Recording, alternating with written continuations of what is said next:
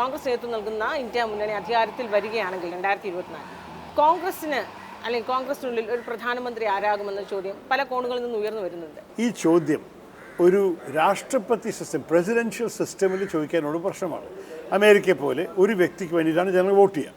അപ്പോൾ ഒരു ഭാഗത്ത് ഒരു വ്യക്തിയും മറ്റേ ഭാഗത്ത് എതിരാളില്ലെങ്കിൽ നടക്കില്ല. അതുകൊണ്ടാണ് ട്രംപും ബൈഡനുമായിട്ടൊരു മത്സരം. അതാണ് അമേരിക്കൻ സിസ്റ്റം. നമ്മളുടെ ഒരു പാർലമെൻ്ററി സിസ്റ്റമാണ്. ഇംഗ്ലണ്ടിൽ അവർ ആണ് ഇതിൻ്റെ മാതാവെന്നും കൂടി പറയും പാർലമെൻ്ററി സിസ്റ്റമിൻ്റെ.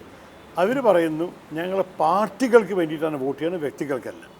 നമ്മൾ ഏത് പാർട്ടിയെ ജയിപ്പിച്ചാലും ആ പാർട്ടിക്ക് നാളെ അവർ നേതാവിനെ മാറ്റാനുള്ള അവകാശമുണ്ട്, ചെയ്തിട്ടുണ്ട്, പല പാർട്ടികൾ ചെയ്തിട്ടുണ്ട്. അപ്പോൾ നേതൃത്വം വെറും പല നേതാക്കളുടെ ഇടയിൽ ഒരാൾക്ക് കൊടുക്കുന്നു മാത്രമാണ്. പക്ഷേ പാർട്ടിയാണ് പാർലമെൻ്ററി സിസ്റ്റമിൽ തീരുമാനമെടുക്കുന്നത്.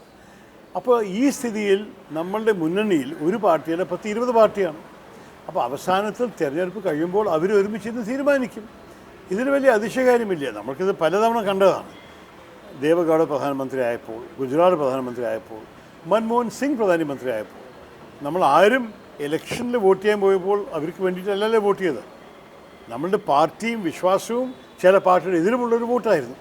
പക്ഷെ അത് കഴിഞ്ഞിട്ട് ജയിച്ചവർ ഈ ആൾക്കാരെ തിരഞ്ഞെടുത്തു. അതുപോലെ തന്നെ ഇനിയും സംഭവിക്കാമാണ്. നമ്മൾക്ക് എല്ലാം ഞാൻ കേട്ടിട്ട് 10 വർഷം പഴകി. ശ്രീ മോദിയുടെ പെരുമാറ്റം തന്നെ അങ്ങനെയാണ്. പക്ഷെ അങ്ങനെ ആവണം നിർബന്ധമില്ല. പാർലമെൻ്ററി സിസ്റ്റമിൽ ആൾക്കാർ ജയിക്കട്ടെ, അവർ നേതാവിനെ കണ്ടുപിടിക്കും.